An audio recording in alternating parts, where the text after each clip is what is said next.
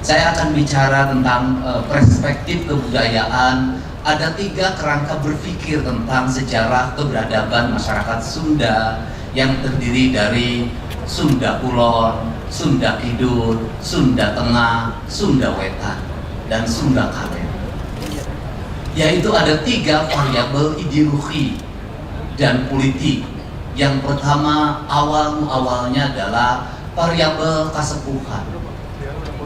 Variabel kasepuhan itu adalah cita-cita peletakan kerangka dasar tentang politik zaman itu yang mengembangkan ajen Tritamtu sebagai sendi dasar pembangunan kepemimpinan, kemudian berkembanglah titah Sri Baduga bernama ajaran Siliwangi.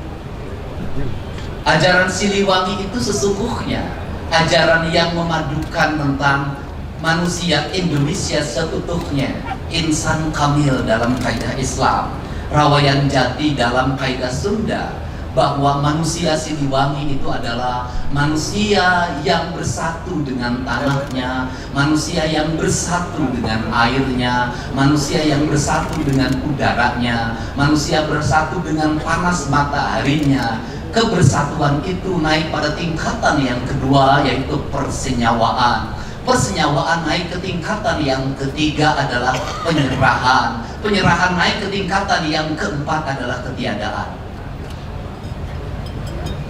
Tingkatan yang pertama bersatu itu sifatnya material. Tanah, air, udara, matahari secara material disatukan, maka dia akan melahirkan kehidupan. Cara bersatunya harus simbiosis, mutualisme. Tidak boleh saling membunuh, tidak boleh saling mematikan. Andai kata satu mati, itu demi yang lain. Andai kata demi yang lain dia memangsa, bukan karena keserakahan, dia adalah karena ekosistem yang mengharuskan dia berbuat seperti itu. Maka sesungguhnya dalam filsafat dasar pasti dunia terbelah dalam 2 filsafat, yang satu barat, yang satu timur. Barat mengajarkan apa? Barat mengajarkan belium contra omnibus, bahwa manusia satu sama lain itu saling menaklukkan, bahwa hubungan manusia dengan alam itu saling menaklukkan. Alam ditaklukkan, dieksploitasi, maka lahirlah revolusi industri. Dari revolusi lahirlah industrialisasi. Dari industrialisasi lahirlah kolonialisme. Dari kolonialisme lahirlah kemerdekaan.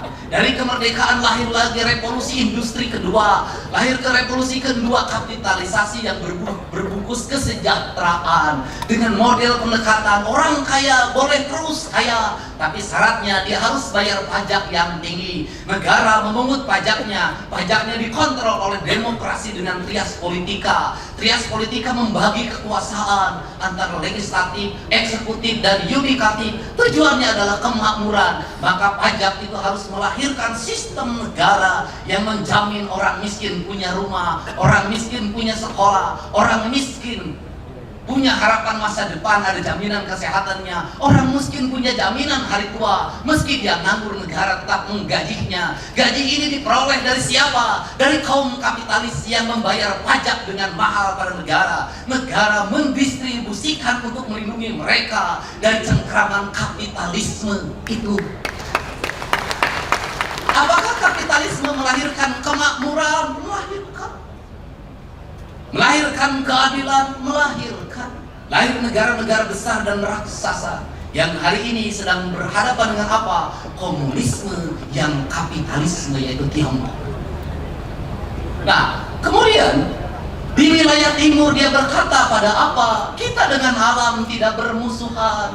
Kita dengan alam adalah saudara. Kita tidak mungkin bermusuhan dengan tanah karena kita dari tanah. Kita tidak mungkin bermusuhan dengan air karena kita dari air. Kita tidak mungkin bermusuhan dengan udara, menaklukkan udara karena kita dari udara. Kita tidak mungkin menaklukkan matahari karena kita bagian dari matahari itu sendiri. Maka dia adalah persenyawaan. Seluruh persenyawaan itu masuklah nilai yang namanya ruh. Ruh itu mengajarkan rububiyah. Rububiyah itu mengajarkan penghambaan perhambaan, maka manusia yang bersenyawa dengan tanah, air, udara, dan mataharinya, dialah manusia yang menghamba pada Tuhannya. Melalui apa? Melalui penghormatan pada tanah, air, dan udara. Nah, kenapa? Karena Tuhan disembah oleh kita. Melalui apa? Melalui kita yang dihadirkan di muka bumi. Tak akan pernah bertemu dengan Tuhan manakala kau tak memahami matahari.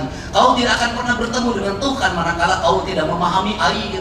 Kau tidak akan bertemu dengan Tuhan manakala kau tidak bisa memahami udara. Kau tidak akan pernah bertemu dengan Tuhan manakala kau tidak bisa memahami tanah. Kenapa? Karena seluruh rangkaian peristiwa material itu, kata kaidah Islam, dia dalam setiap hari bertasbih pada Allah. Dia berkata la ilaha illallah, maka air la ilaha illallah, maka matahari la ilaha illallah, maka bulan la ilaha illallah, maka udara la ilaha illallah. Semuanya la ilaha illallah dalam tasbihnya, dalam bahasanya. Maka dalam riwayatnya ada nabi yang memahami bahasa ular, ada nabi yang memahami bahasa binatang. Itu sesungguhnya adalah kerangka pemahaman bahwa manusia yang menjadi penerus Nabi Muhammad SAW, sesungguhnya dia harus bisa memahami bahasa Nabi Sulaiman, harus bisa memahami penyerahannya Nabi Isa alaihissalam, harus bisa memahami kegagahan dalam menguasai teknologi Nabi Musa alaihissalam. Maka seluruhnya diwujudkan dalam nama Nabi Muhammad SAW. Nah, seluruh kerangka itu dalam kaidah Sunda, mau timur, mau barat, mau kulon, mau wetan, mau tengah, itu sama Siliwangi. Ajarannya apa? Ajarannya sareuleuh, saigel, sabobot, sapihanean, kacai jadi saluwi, kadarat jadi saloga, tara pagirang-girang tampian. Karena itu sareuleuh, saigel, maka dia ada kalimat 3, ada kalimat 1 yang direndeukeun, 2 yang diigalkeun, yang ketiga anu ngarendeukeun jeung ngigalkeun. Kemanunggalan itulah yang disebut insan kamil. Maka kaum insan kamil, kaum rawayan jati, kaum manusia Indonesia, dia tidak pernah sama sekali mengakui apa yang dia lakukan. Kalimatnya apa? Hirup syukur sasamperan, awak ukur sasampaian, sariring-riring dumadi, sarengkak sakur pola, sadaya kersane Gusti. Kata Kiai Pak Wakil Ketua DPRD Jawa Barat, itu Pak Iwan mengatakan, itulah yang disebut dengan la haula wala quwata illa billah. Mengembalikan kembali takar Sunda pada ajaran titah penciptaannya, bahwa dia adalah segenggam tanah yang tercipta saat Allah sedang tersenyum. Maka mengembalikan kembali pada ekosistem dalam pembangunan modern, mengembalikan tanah Sunda pada go green. Yang ada cuman beda, yang satu berdasarkan keyakinan, yang satu berdasarkan proyek.